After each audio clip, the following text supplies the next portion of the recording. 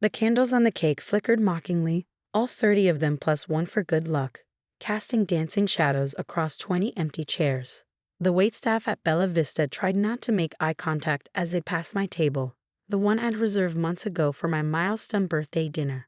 The champagne sat unopened, the appetizers untouched, and my phone remained silent except for the soft jazz playing through the restaurant's speakers. I knew exactly where everyone was. Through Bella Vista's floor-to-ceiling windows, I could see directly into La Lumiere, the upscale French restaurant across the street, the one I owned.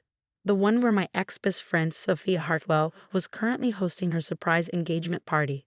Surprise to the guests, not to me. I'd approved the reservation myself 2 weeks ago, though my manager had no idea of the connection. Inside the Lumiere, I could see the warm glow of celebration. Shadows of people mingling, laughing, toasting. 20 people who had RSVP'd yes to my birthday dinner were now raising glasses to celebrate Sophia's engagement to Marcus Webb, the man whose business lease I held, the man whose future I could destroy with a single document tucked in my purse. But I'm getting ahead of myself. To understand this moment, you need to understand how a friendship that began in Sandbox could end with me sitting alone on my 30th birthday, planning the kind of revenge that would make Shakespeare proud. My name is Jasmine Rodriguez, and Sophia Hartwell had been my best friend since we were 5 years old. We met on the first day of kindergarten when she'd shared her chocolate chip cookies with me after mine fell in the dirt. For 20 years, we were inseparable. Elementary school, middle school, high school, college. Every memory was intertwined with Sophia's presence. She was there when I got my first period in 7th grade, sneaking me pads from her older sister's stash. I was there when her parents divorced in 10th grade, letting her cry on my shoulder until my shirt was soaked through. We got matching tattoos at 18, tiny stars on our wrists. To remind us we're always connected, she'd said. We planned our lives together with the certainty of youth. We'd be each other's maids of honor, raise our kids together, grow old on adjacent porches drinking wine and laughing about our wild younger days. When we both ended up in New York after college, it felt like destiny confirming what we'd always known. We were meant to do life together. The cracks started 3 years ago, though I didn't see them at the time. I'd been working in restaurant management since college, slowly climbing a ladder from hostess to server to manager. When my grandmother passed, she left me a substantial inheritance, not fortune, but enough to finally pursue my dream of restaurant ownership. I bought La Lumiere, a failing French restaurant with a prime location and unlimited potential. This is incredible, Jas. Sophia had squealed when I told her, hugging me tight. You're going to be amazing. I'm so proud of you.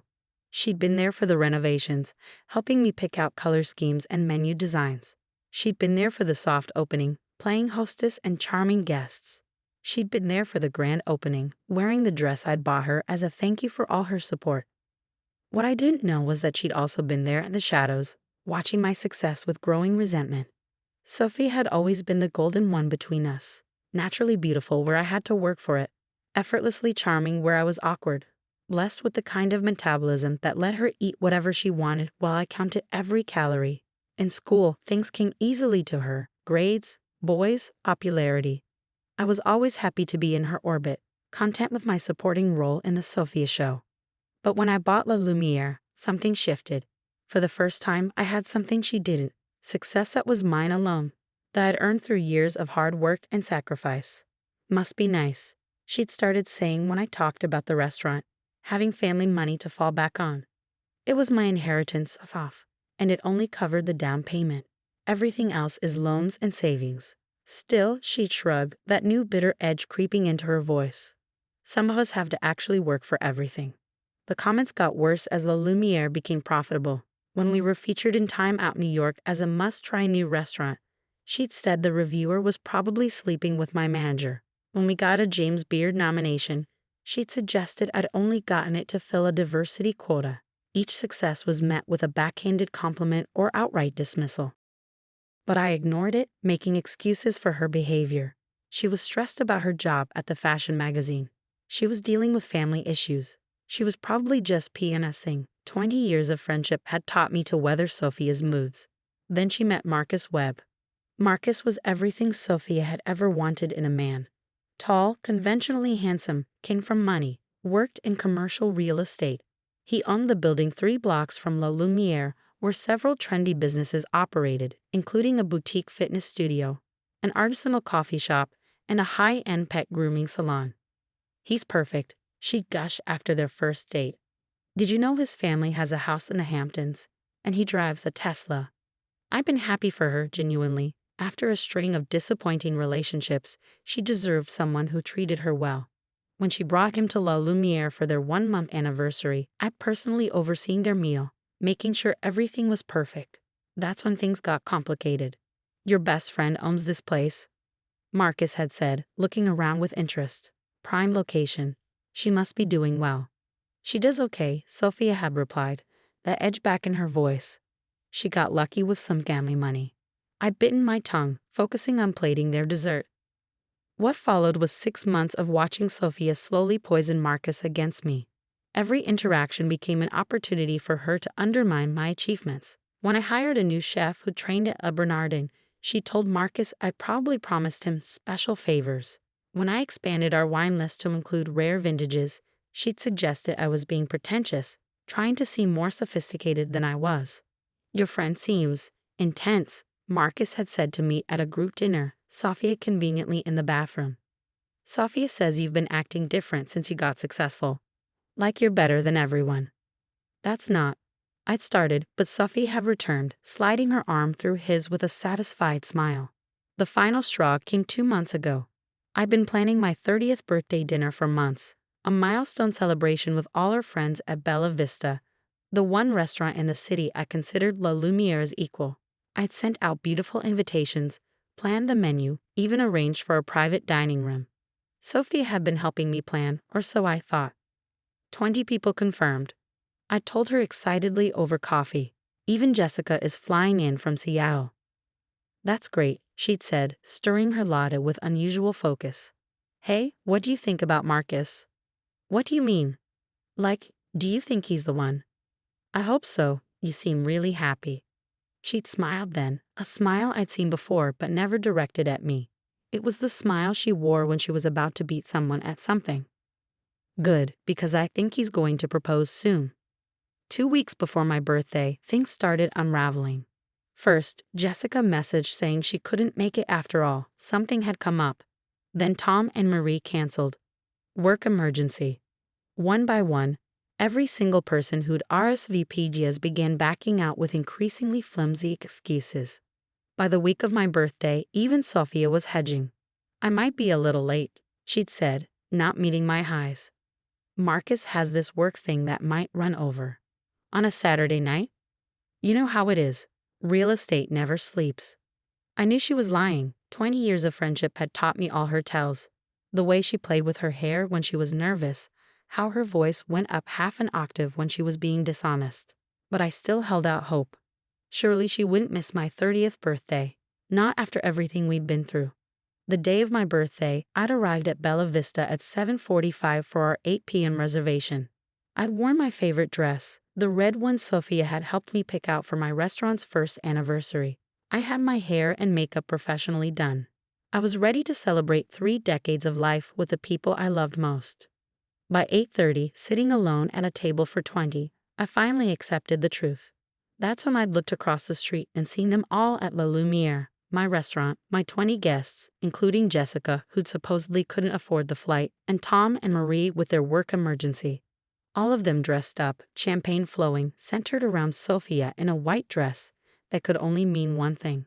She planned her engagement party on my birthday at my restaurant with my guests.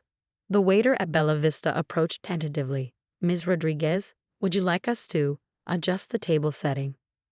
No, I said, my voice surprisingly steady. But I'll take the champagne to go and box up the cake. I paid the substantial cancellation fee without complaint, gathered my things, and walked out into the cool September evening. But instead of going home to cry into a pint of ice cream like the old Jasmine would have, I walked to my car and retrieved a folder I'd been keeping for a very different purpose. You see, Sophia wasn't the only one who'd been keeping secrets. 3 weeks ago, I'd received an interesting proposition from a developer looking to buy out the building Marcus owned. The offer was generous, almost double market value, but it came with one condition. All current leases would be terminated within 30 days to make way for demolition. Marcus had been dragging his feet on the deal, and I knew why. The building generated steady income from established businesses. Why sell when you could collect rent indefinitely? But what Marcus didn't know was that I held significant leverage over his decision.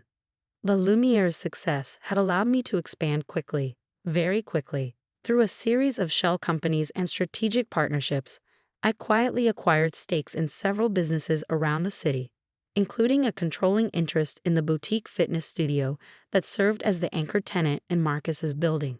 The fitness studio, whose lease agreement included a fascinating clause. In the event of eviction or lease termination, the tenant could trigger a domino provision that would allow all other tenants to break their leases without penalty. It was meant to protect the smaller businesses from being left in a ghost building if the main tenant left. Marcus's entire rental income depended on keeping that fitness studio happy. And the fitness studio? Well, they answered to me. I stood outside the Lumiere for a moment, looking through the windows at the celebration inside. Sophia was showing off her ring, impressive, probably cost Marcus a fortune. Our mutual friends were cooing over it, taking photos, raising toast after toast. The same friends who couldn't make it to my birthday dinner. I could see Marcus near the bar, laughing with his brothers, probably telling the story of his proposal. He looked happy, confident, secure in his future with my former best friend. Time to change that. I walked into my own restaurant with the authority of an owner. The hostess recognized me immediately, her face flushing with embarrassment. Ms. Rodriguez, we didn't expect. It's fine, Amber. I know about the party. Is Henry working tonight? Henry was my general manager, who clearly approved this booking without realizing the connection. He's in the kitchen, but... Perfect. I'll just pop into the party for a moment. I walked through the dining room, my heels clicking on the hardwood floors I personally selected. Heads turned as I entered the private dining area where the engagement party was in full swing. The conversations gradually died as people recognized me, 20 guilty faces turning in my direction. Jasmine. Sophia's voice was artificially bright, her smile not reaching her eyes. What are you doing here? It's my birthday, I said simply, and I noticed all my dinner guests were here, so I thought I'd join the party. Congratulations on your engagement. The room was silent enough to hear the champagne bubbles popping. Sophia stammered, for once at a loss for words. No need to explain, I continued, pulling the folder from my purse. I actually have a gift for you both. Well, more for Marcus, really. Marcus stepped forward, his confidence wavering. Jasmine, this isn't what it looks like. An engagement party scheduled on my birthday, at my restaurant, with all my invited guests. I tilted my head. What else could it look like? I handed him the folder. This is an eviction notice for web commercial properties, effective in 30 days. FitLife Studio is terminating their lease and triggering the domino clause. Your other tenants should be receiving similar notices by Monday. His face went pale as he scanned the documents. You can't do this. FitLife doesn't have grounds. Actually, they do. Failure to maintain property standards, specifically the HVAC system that's been under repair for 6 months. Their members are complaining about the lack of air conditioning. As the majority stakeholder, I've advised them to seek better accommodations. You own FitLife. His voice cracked. Surprise, I turned to address the room. Oh, and for those of you who were so disappointed to miss my birthday dinner, don't worry. I'll be using the deposit from tonight's party to throw myself an even better one. Sophia, that deposit was $5,000, by the way. Non-refundable per the contract you signed. Sophia's face had gone from red to white. Jas, please. This is my engagement party. Don't ruin. Ruin it? I laughed, and it sounded genuine even to my ears. Like you ruined my birthday. Like you've tried to ruin every good thing in my life since I bought this place. I looked around the room at people I considered friends. You all made your choice. You chose her party over my birthday, and that's fine. But choices have consequences. Turning back to Marcus, I added, the developer's offer expires Monday at noon. Without your rental income, I imagine you'll find it much more appealing. Congratulations on your engagement. I hope it's worth it.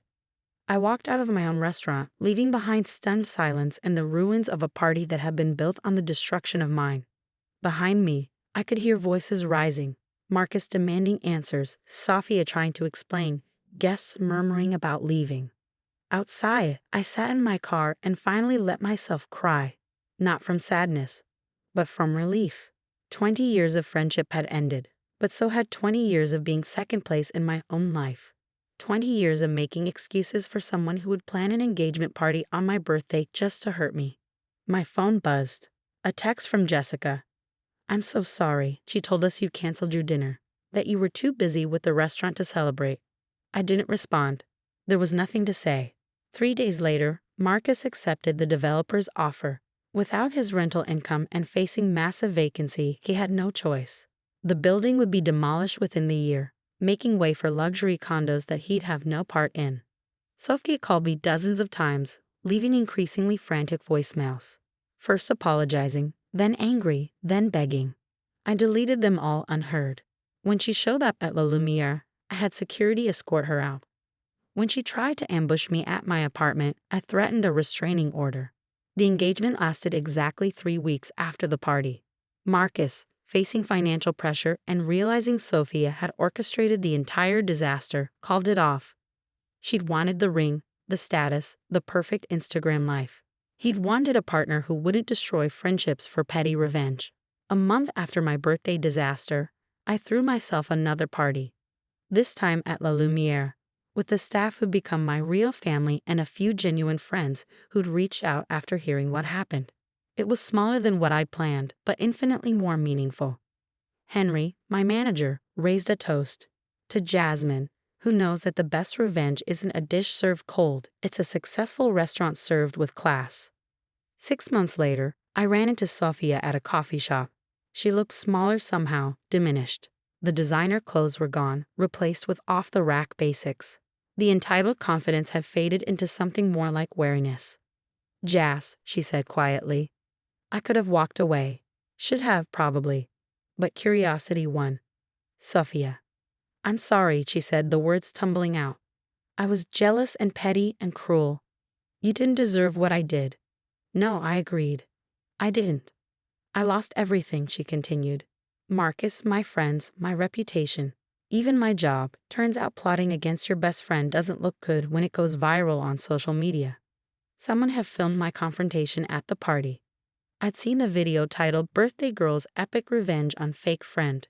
3 million views and counting. "I miss you," she said finally. I looked at this person I'd once loved like a sister, who'd shared my secrets and dreams, who'd chosen to hurt me in the cruelest way possible. "I miss who I thought you were," I said honestly, but that person probably never existed. I left her there with her cold coffee and warm regrets. La Lumiere continues to thrive. We're opening a second location next year, in the space where Marcus's building once stood. I've offered to name a dish after him, Marcus's Folly, a dessert that looks sweet but leaves a bitter aftertaste. My 31st birthday is coming up. This time, I'm keeping it simple, just dinner with my real friends, the ones who've proven their loyalty isn't conditional on my failure. And if someone doesn't show up, well, I own the restaurant. Their loss will be literal. I've instituted a no-show fee. Sometimes the best birthday gift is discovering who your real friends are, even if that discovery comes with an empty table for 20 and a broken heart. But hearts heal, restaurants flourish, and somewhere in this city, Sophia Hartwell is learning that when you plan someone else's downfall, you better make sure they're not standing on ground you don't own. Because ownership, like revenge, is a dish best served at exactly the right temperature. And I always know how to set the heat.